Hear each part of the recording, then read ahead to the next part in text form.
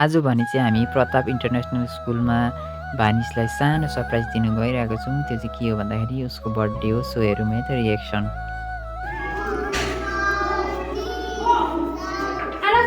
Good morning, good morning, good morning.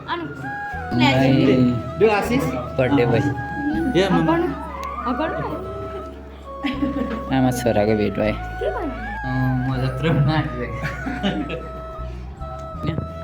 नानी के छ भन्नु भिडियोमा के हेलो गाइस भन्यो।